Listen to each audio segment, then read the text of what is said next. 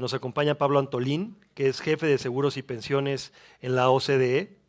Dirige el programa global sobre regulación y diseño de sistemas respaldados por activos. Pablo, bienvenido. Okay. Buenos días. Y bueno, lamento mucho, el almuerzo estaba programado a la 1:15, pero también me habían programado media hora y yo estoy preparado para hablar media hora. Intentaré... en cualquier momento, si queréis hacer preguntas, por favor, sentiros con toda la libertad del mundo. A mí me pidieron que hablara sobre hacia dónde van los sistemas de pensiones. Entonces, esa es la gran pregunta en la cual, o en base a la cual, he estructurado toda mi presentación.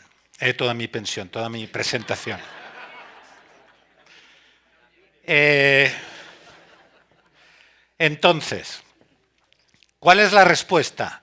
Pues todos los sistemas de los países de la OCDE y de otros países van hacia un sistema mixto donde hay un mayor peso del sistema de capitalización. Obviamente la siguiente pregunta es, ¿por qué capitalización? También voy a hablar un poquito sobre eso, pero me voy a centrar más en a dónde van los sistemas.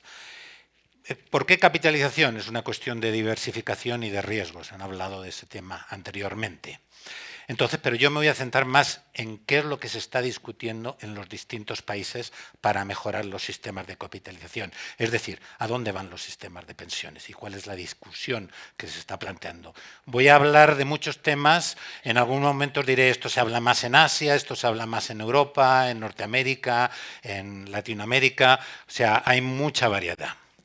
Entonces, aquí podemos ver qué es lo que ha pasado con los activos en los países de la OCDE y no de la OCDE. Esto ha habido un aumento, así estaba en el año 2001 y así está ahora. Y como podéis ver, ha habido un aumento de los activos para sufragar o financiar las pensiones en todos los países. Obviamente, aquí tenemos una cantidad de países muy importantes. Dinamarca, Islandia, Suecia, Canadá, los Estados Unidos, Holanda, Australia, donde hay una gran cantidad de activos para financiar la jubilación. Obviamente esto depende de cuándo empezaron, también de cuánto contribuyen y también de cuánta gente está contribuyendo en el sistema, porque hay en países donde empezaron hace muy poco, empezaron contribuyendo solamente un porcentaje bajo de la población, es decir, la cobertura no es muy alta. Entonces, todos esos temas son muy importantes. Pero el mensaje es aumentando en todos los países. ¿Por qué capitalización? En la OCDE siempre hemos dicho que para tener un buen sistema de pensiones, como ha dicho Nicolás, primero hay que tener una pensión mínima, básica, como se llama en distintos países, porque todo el mundo tiene que estar protegido. Pero el siguiente punto es diversificar las fuentes para financiar la jubilación. ¿Qué quiere decir esto? Pues que cuando un individuo se jubile tenga una pensión que provenga de un sistema público de reparto, pero al mismo tiempo otro elemento, otra pensión que provenga de un sistema de capitalización. Porque esto crea un sistema con mayor resiliencia y más robusto. ¿Por qué? Porque básicamente no todos los países tienen los mismos objetivos de un sistema de pensiones, pero la jerarquía de los objetivos varía. Y esto es muy importante. Pero también un sistema de capitalización afronta ciertos riesgos mejor que un sistema de reparto. Y un sistema de reparto afronta ciertos riesgos mucho mejor que un sistema de capitalización. Por consiguiente, si tienes los dos, estás teniendo un sistema más robusto dependiendo de los riesgos y los objetivos que se vaya planteando uno. El típico ejemplo es el envejecimiento de la población. Como ha dicho Nicolás, el envejecimiento de la población tiene un mayor impacto en los sistemas públicos de reparto. No porque sean públicos, sino porque son prestación definida y porque hay reparto. Las contribuciones de hoy pagan las pensiones de hoy. Y si las cohortes que están entrando son menores que las cohortes que están saliendo, pues hay un problema. Y si se ha calculado todo en base a tener una esperanza de vida de 15 años y de repente la gente tiene 16, 17, 18, pues hay un problema. En los sistemas de capitalización de prestación definida sigue habiendo el mismo problema. Y en los sistemas de capitalización de cuentas individuales, de contribución definida, el problema es distinto. No es un problema fiscal, no es un problema de solvencia, es un problema de adequacy, como se diga en español, que se me escapa. A veces se me escapa, perdón. Entonces, cada sistema, el envejecimiento de la población afecta con mecanismos distintos. Un sistema de capitalización también afecta a través del crecimiento de la economía.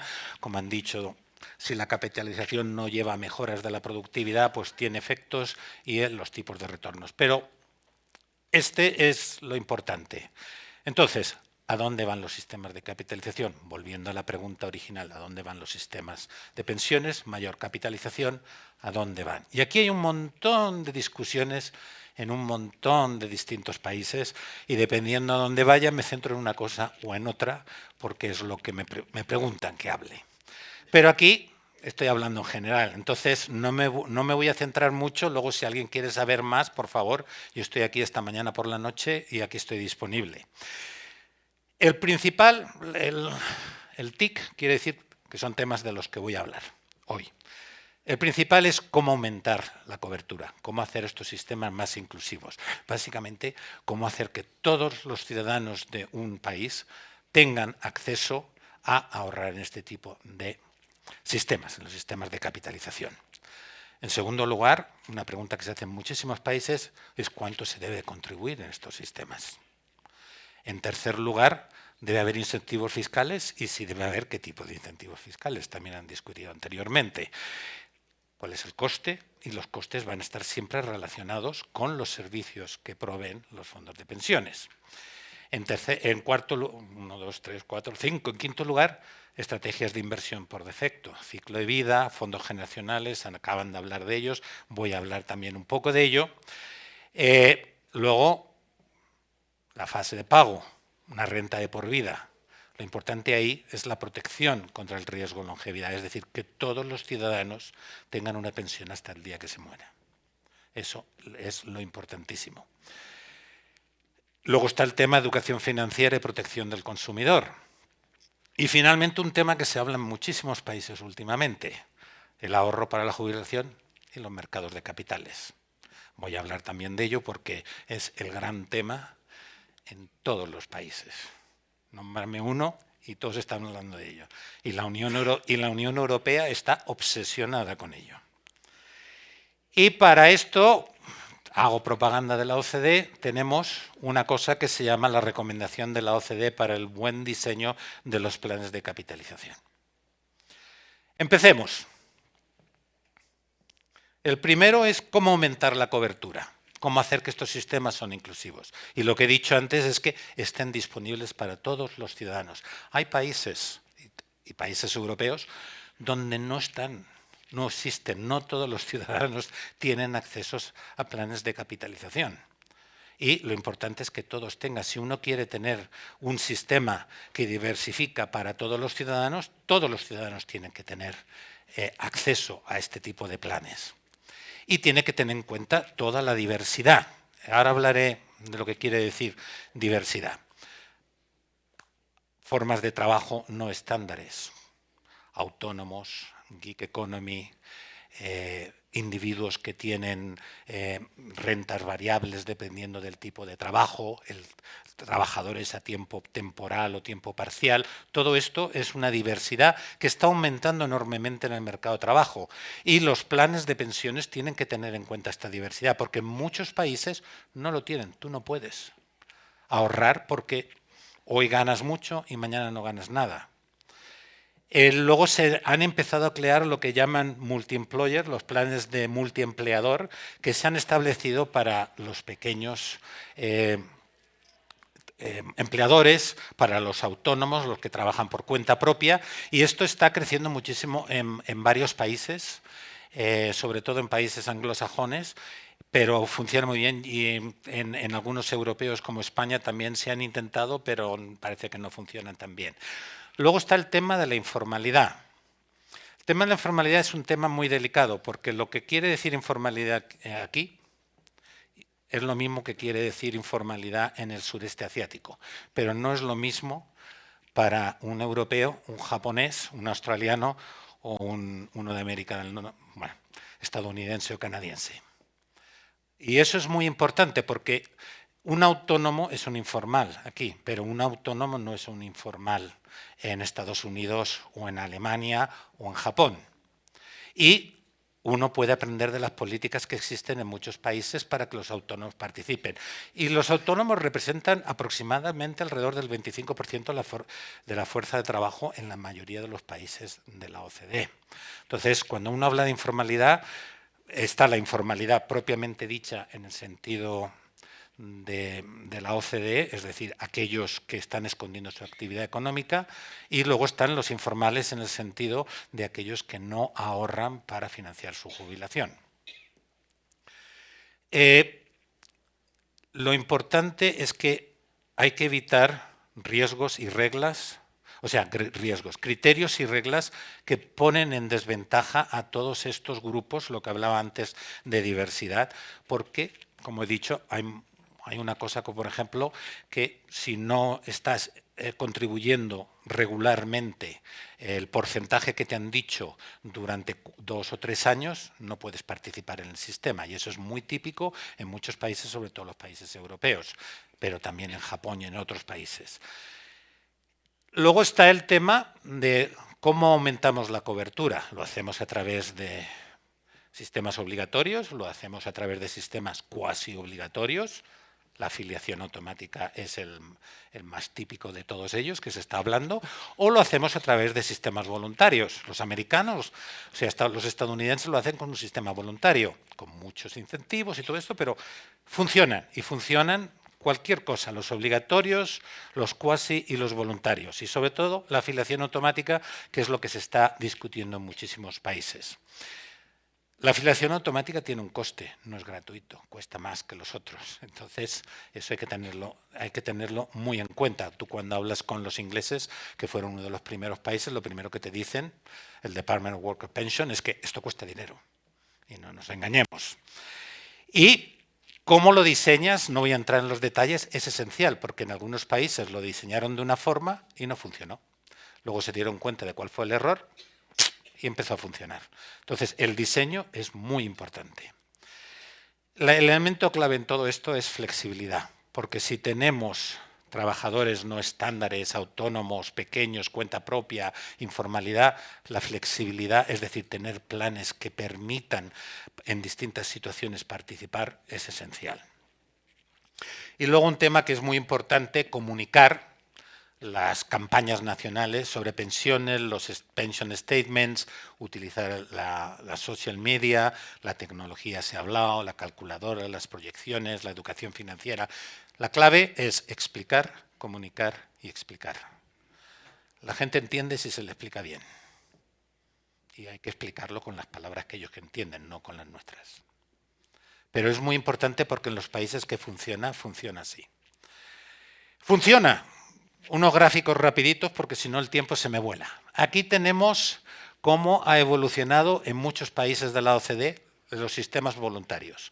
Como se puede ver, ha aumentado muchísimo y está cerca del 90 y el 100% en muchos países.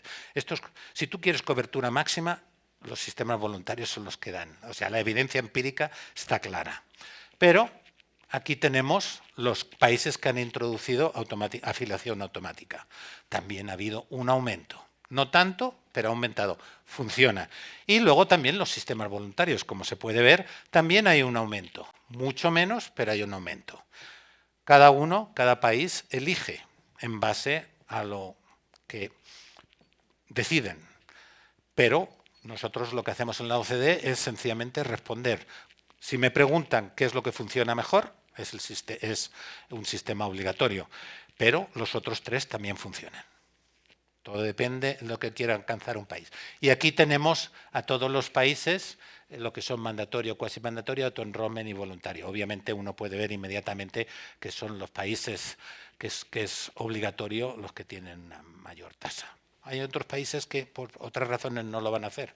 Pero nuestra función en la OCDE es que los reguladores y los policy makers sean conscientes de las implicaciones de sus decisiones. Nosotros sencillamente hacemos eso.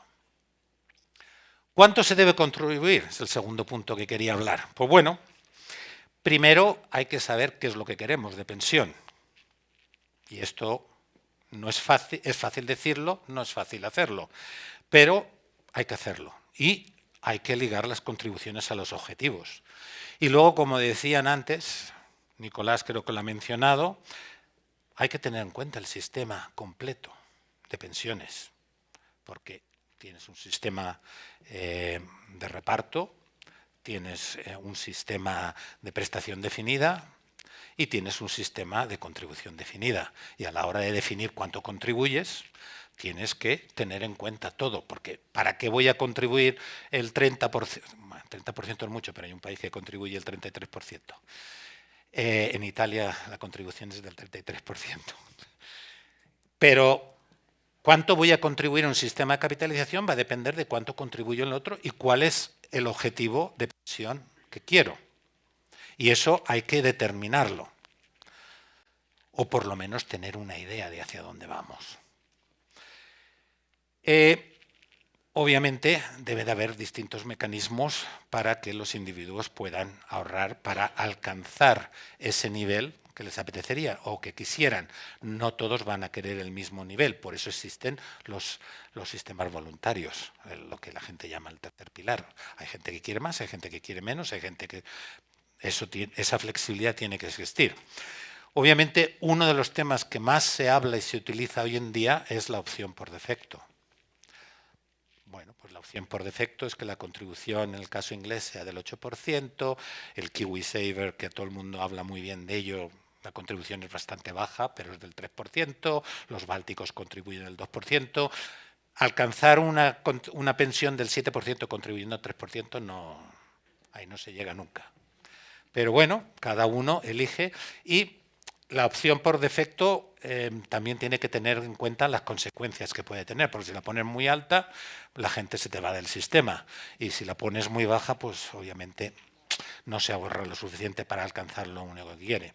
Luego está el tema de la escalada automática de las contribuciones. Se puede hacer, a veces la capacidad, hay que tener en cuenta la capacidad de ahorro y, por ejemplo, se puede ligar el aumento a aumentos reales del salario.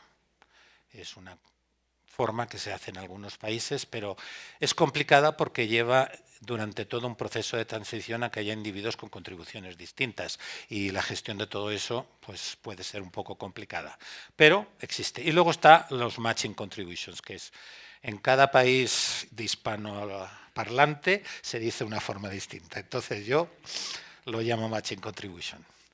Y eso en los países que se ha establecido funciona y sobre todo para las rentas medias y bajas funciona bastante bien. Y existe en muchísimos países. Lo puede hacer el Estado, lo puede hacer el empleador o lo puede hacer el Estado y el empleador como en algunos países. Y luego todo el tema de la tecnología que han hablado antes, informar a la gente es esencial. Y cuando la gente lo puede ver, actúa. Y no solamente hay que informar de una forma que sepan que si actúan van a llegar a cierto sitio donde quieren llegar. Informar. No tengo tiempo para entrar en todo eso, pero es muy importante y la tecnología hoy en día ayuda muchísimo con todo eso. Una cosa que es esencial, y ahí está el tema de las lagunas de contribución que se dice en algunos países, si vamos a vivir más, hay que contribuir por periodos más largos y o empiezas a ahorrar antes o pospones la jubilación para más tarde, pero hay que contribuir más. Obviamente, la discusión de la edad de jubilación es un tema muy delicado porque puede ser regresivo. Y no voy a entrar en todo eso ahora, pero es muy, muy importante. Y hay algunos países que utilizan el ratio de los años ahorrando a los años en la jubilación y desarrollan el sistema y la variabilidad en base a eso. Otra opción es tener tablas de mortalidad por distintos grupos sociales o por distintos niveles de problemas de sanidad, que por ejemplo Inglaterra lo tiene. Hay ideas, hay opciones, hay que desarrollarlas y hay que ponerlas en práctica. Si alguno quiere saber de ellas, podemos hablar de ello. ¿Hacia dónde van los sistemas de pensiones? Pues en el primero he dicho que iban más hacia el auto-enrollment. Aquí, en términos de contribuir, van más hacia matching contributions. Ahí es donde van. Esa es la respuesta a la pregunta global. Otro tema que se ha hablado en el panel de antes es cómo implementar ESCV, es estrategia de inversión ciclo de vida, que si no, no me cabía. Entonces, pero, ¿cómo implementar las estrategias de inversión del ciclo de vida? Este es un tema que se está discutiendo no solamente en Latinoamérica, porque si vas a Asia también se está discutiendo. Obviamente no voy a hablar ahora de qué es el ciclo de vida y todo eso, pero la discusión se centra en eso. Entonces, ¿qué hemos hecho en la OCDE? Hemos empezado un trabajo y siempre que empezamos un trabajo lo que hacemos es mirar qué es lo que se hace en otros países. Y aprendemos de ello. O sea, nosotros no somos genios, simplemente analizamos y compartimos la experiencia de los países. Miramos a las ventajas, desventajas, intentamos entenderlas y cuáles son los objetivos, porque muchas veces el objetivo es distinto. De hecho, ¿por qué Chile quiere implementar fondos generacionales y por qué lo hizo México? Son razones completamente distintas. Y eso es muy importante a la hora de dar recomendaciones y decir cómo hay que hacerlo. Hay tres formas hoy en día de cómo implementar estrategias de inversión del ciclo de vida en distintos países. La primera es lo que llamamos nosotros, o sea, esto es una traducción literaria que he hecho yo del inglés, que sea correcta o no, ajuste de fondo. Básicamente lo que quiere decir es que el individuo está en un solo fondo toda la vida y el porcentaje invertido en los activos de riesgo o riesgosos disminuye con la edad. Los típicos son el Target Date Fund o los fondos generacionales que se dice aquí en Latinoamérica, porque en España no tengo ni idea cómo se dice. No se dice, no. Luego está la mezcla de fondos, que es, bueno, el individuo se invierte en varios fondos. Generalmente el ejemplo más típico es en los países asiáticos, sobre todo Hong Kong, que tienes un fondo de activos de riesgo y un fondo de bonos. Y se invierte un porcentaje. Tú empiezas a los 20, 25 años, 100% de todo en el otro y cero. Y conforme vas haciéndote mayor, pues un porcentaje de tus ahorros se van metiendo en el otro. Y esta es la forma que se implementa en países como Hong Kong, Singapur y otros países asiáticos.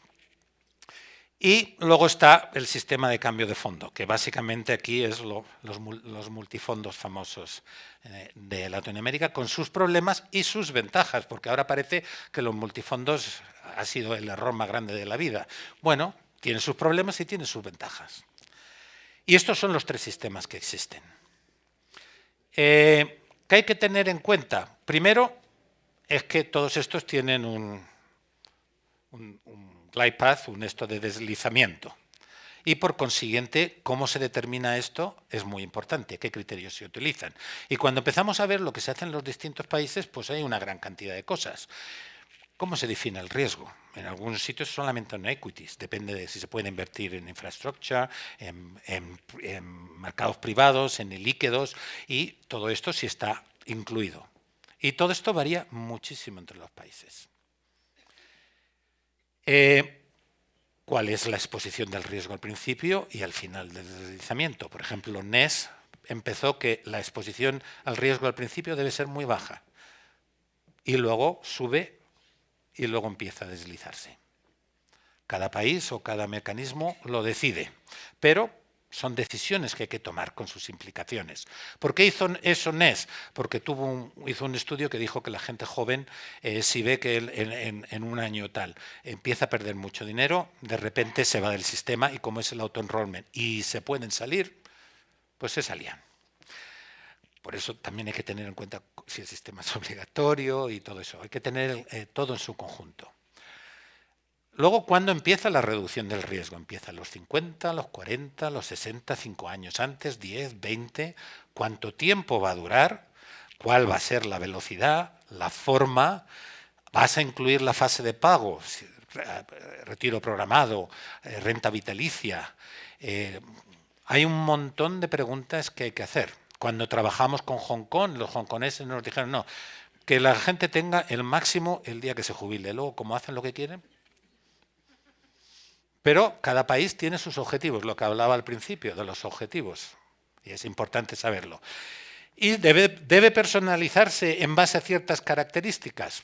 Hay que tenerlo en cuenta. Hay gente que dice que no puede haber un solo default, que debe haber varios default en base a distintas características. Entonces hay que diseñar distintos, en el caso de fondos generacionales, distintos fondos generacionales para el mismo grupo etario. ¿O no? Esas son preguntas que hay que hacerse. Hay países que lo hacen, hay países que no lo hacen. ¿Hacia dónde van los sistemas? Respondiendo a la pregunta. Pues hacia los fondos generacionales y hacia la mezcla de fondos, porque hay muchos países que no van hacia fondos generacionales, van dos fondos, uno de riesgo, otro de no riesgo, que es lo que defines de riesgo, es la clave y vas invirtiendo unos porcentajes. Es fácil, los países que tienen esto dicen que es fácil de administrar. Ahí lo dejo para la discusión posterior. Fondos de pensiones y mercado de capitales. Aquí está la gran discusión en muchísimos países hoy en día, tanto en Indonesia, Tailandia, Japón, China, Europa, Inglaterra y por aquí. Lo principal es que el ahorrar para la jubilación y el manejo de estos ahorros, el objetivo principal es financiar la jubilación, no nos olvidemos. Que luego todo esto permite y ayuda para el desarrollo del mercado de capitales, esencial, importantísimo, pero esto es después. Y para invertir en proyectos domésticos de desarrollo y todo eso, también, pero eso viene después, porque uno ahorra para su jubilación y el fiduciary duty, la fiduciaria esta, es para financiar la jubilación. Entonces, en Europa se quejan de que todo el dinero se va a Estados Unidos. Luego, obviamente, todo el mundo dice que el problema de Europa es que son mercados fragmentados, lo cual es cierto. Ya, la Europa está grande, la Unión Europea a nivel de mercados de capitales no existe. Colombia está ahora introduciendo límites cuantitativos para reducir cuánto se puede invertir en el exterior. Europa piensa en lo mismo. Indonesia, Tailandia, el objetivo que quieren es cómo desarrollo yo sistemas de pensiones de capitalización y que se desarrollen los mercados de capitales al mismo tiempo. Siempre hablan, por favor, explícanos cómo lo hizo Chile. Yo no digo que Chile fue maravilloso, sencillamente lo que me preguntan. Australia y Chile son dos países que desarrollaron sistemas de pensiones de capitalización y los mercados de capitales se desarrollaron en paralelo. ¿Por qué? En eso estamos trabajando ahora. La próxima vez que nos veamos igual puedo decir algo. Luego los países bálticos y países como Polonia tienen mercados de capitales muy pequeñitos. Los fondos de pensiones han crecido muchísimo y controlan completamente los mercados de capitales y se van a invertir al extranjero. Entonces, ¿qué haces ahí? Y todo esto es muy importante. Y, claro, los dineros que se hacen no terminan en el desarrollo doméstico, se van, porque no hay mercado de capitales. Entonces, hemos empezado un trabajo en la OCDE para ver cómo se pueden desarrollar en paralelo, mirando a las barreras y las ventajas que existen en el sistema de pensiones, tanto regulatorias como funcionamiento del mercado, en los mercados de capitales, tanto en las barreras regulatorias en los mercados de capitales como el funcionamiento del mercado, y también en el mercado de seguros y las barreras que pueden haber regulatorias en el mercado de seguros, porque estamos mirando seguros, pensiones y el desarrollo del mercado de capitales. La pregunta es, ¿hacia dónde van los países? Lo más importante es, si no se desarrollan instrumentos financieros donde los fondos de pensiones puedan invertir, no van a invertir. Y hacia ahí es donde va el mensaje.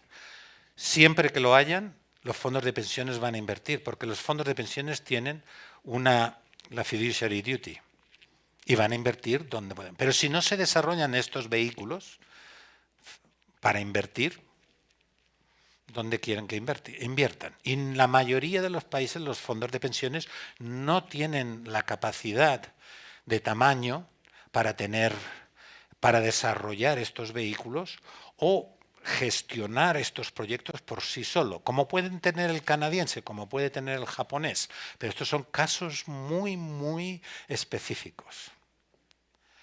Y al final, rentas, me quedan 12 segundos, de por vida, mecanismos para afrontar el riesgo de longevidad. Aquí hay toda una discusión en todos los países. Primero hay que tener en cuenta, volviendo a lo mismo que decía, la estructura global del sistema de pensiones. Si tú tienes un sistema como el francés, donde el sistema público te cubre todo el riesgo de longevidad, ¿para qué vas a exigir a la gente que ahorra en un sistema de capitalización que compre renta vitalicia? Luego hay rentas vitalicias inmediatas diferidas a término fijo variable. Hay toda una gran variedad. Tenemos un trabajo en la OCDE donde explica todas, y si queréis está libre, se puede cambiar. Nosotros en la OCDE tenemos una sensibilidad más hacia combinar retiros programados con rentas vitalicias diferidas, que cubren el riesgo de cola. Y en Estados Unidos, una discusión para un sistema que tiene, Estados Unidos es un sistema público de reparto con sistema de capitalización. A los europeos cuando les dices eso te dicen, no me estás mintiendo, no. El sistema americano, lo que ellos llaman la Social Security, es un sistema de reparto. Y desde el octavo decil hacia abajo casi todo el mundo vive del Social Security. Una de las discusiones que hay es utilizar los fondos que tienen en los 401ks o los IRAs, que son las cuentas individuales de contribución definida, utilizarlo durante los primeros años para financiar tu jubilación, posponer el utilizar lo que tienes en tu Social Security hasta más tarde y eso ya te cubre el riesgo de cola. Básicamente crean. También es en Estados Unidos donde se discute sobre longevity insurance. Pero bueno, está esa otra discusión de hacerlo a través de la seguridad social. Me parece una idea interesante para poner en la mesa. ¿A dónde van los sistemas de pensiones? Lo que ha dicho hacia mutualizar el riesgo de longevidad. Mecanismos parecidos a las tontinas donde los créditos de mortalidad se quedan ahí. La cuestión es quién lo gestiona. Y en los únicos sitios han sacado el caso del PPM en Suecia, está gestionado públicamente. O sea, en Suecia la gestión de los activos es privada, la organización del sistema es pública.